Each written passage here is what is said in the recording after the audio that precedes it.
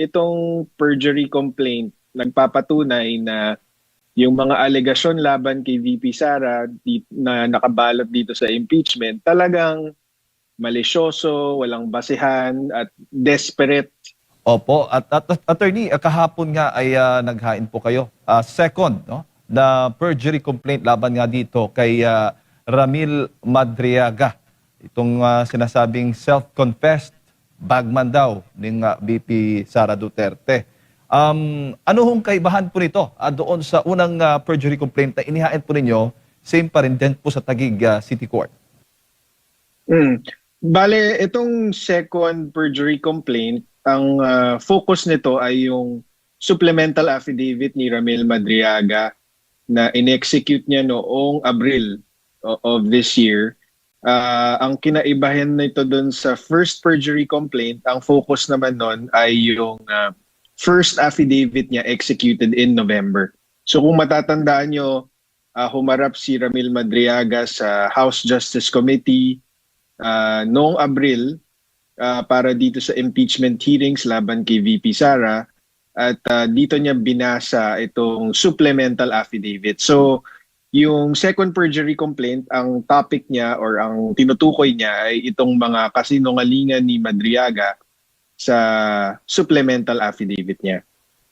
Opo, at sa pagkakaalam natin, nasa 1,000 pahina ito, attorney, napakadami ng pages. Oo. Ano yung pinakamahalagang ebidensya po nito sa tingin po ninyo, attorney, na direktong sumasalungat nga doon sa mga pahayag ni Madriaga para sa kaalaman ng ating mga kababayan? Opo, kasi kung matatandaan nyo, yung first perjury complaint, yung first Madriaga affidavit, sinabi niya nga na bagman siya, sinabi niya na may delivery siya ng confidential funds kung saan-saan. Pero wala masyadong detalye. Itong supplemental affidavit, linagyan niya ng detalye. So dahil nagbigay na siya ng detalye, na isa-isa natin tong mga detalye para pasinungalingan ang mga ito. So ang mahalagang, ang pinaka-critical, kasi halos lahat ng sinabi niya kasinungalingan. Pero ang pinakamahalaga is yung allegation niya na nag-deliver daw siya ng limpak-limpak na pera, 30 to 35 million per bag in confidential funds sa 3 location. So ang unang sabi niya is nag-deliver daw siya ng isang bag sa Cabuyao, Laguna para sa isang Laguna politician. Ang napakita natin dito sa complaint affidavit ay hindi po ito totoo kasi ang sabi niya, ang meeting place daw nila nitong Laguna politician na ito for the drop-off ng pera ay sa Cabuyao, Laguna sa loob ng industrial park kung saan tanaw niya daw ang isang SNR shopping mall. So napasinungalingan natin to dahil nakakuha tayo ng certification mula sa SNR na walang SNR establishment sa Cabuyao, Laguna. Ang pinakamalapit ay ang SNR Nuvali, which is hindi mo matatanaw mula sa industrial park ng Cabuyao, Laguna. So doon pa lang makikita mong nagsisinungaling siya dahil sa affidavit niya, sinabi niya, nung nasa meeting place, tanaw na tanaw niya daw yung SNR establishment. So yun yung unang nagpapatunay na nagsisinungaling siya tungkol dun sa delivery na yun. Yung second delivery niya naman, sabi niya sa Nomo Basho, sa Tomas Morato, dumating daw siya doon kasama yung iba pang bagmen di umano ng midnight, December 21, 2022. Napasinungalingan natin yan kasi nung araw na yon, nung mga oras na yon, midnight ng December 21, nagkataon na yung Nomo Basho was closed for a private Christmas party. So, nag-testify yung may-ari ng Nomo Basho, pati yung tao na nag-book ng Nomo Basho for the private event na unang-una wala si Attorney Reynold Monsayak doon na sinasabing kinita ni Madriaga doon sa Nomo Basho. At pangalawa, wala silang nakitang hindi nila imbitado na tao doon sa Nomo Basho. Napakaliit kasi noon eh. So kung may pumasok na 2 lalaki na may dalang malaking bag na may lamang pera, talagang mapapansin nila yon. At buong gabi hanggang umaga sila nandun at sinabi nilang walang Madriagang dumating doon. Tapos yung pangatlong delivery naman, sabi ni Madriaga sa Office of the Ombudsman para kay Attorney Ryan Kilala at pati kay Ombudsman Sammy Martires, ang napatunayan natin doon is highly improbable ito. Bakit? Kasi si Ramil Madriaga at si Attorney Ryan Kilala ay matalik na magkaibigan. Ngayon, dahil magkaibigan sila, malapit silang magkaibigan, highly improbable na maghahatid siya ng pera sa Office of the Ombudsman dahil alam ni Madriaga kung saan nakatira si Attorney Kilala, at maraming beses na siya nakapunta doon. So madali silang mag-deliver doon sa bahay na yon or kung mag-arrange ng ibang private location with the Attorney Kilala instead na dito sa Office of the Ombudsman kung saan ang daming tao. Di ba? At pangalawa, very highly improbable because naka-work from home po si Attorney Ryan Kilala noong December 21 na sinasabing date of delivery at buong December 2022.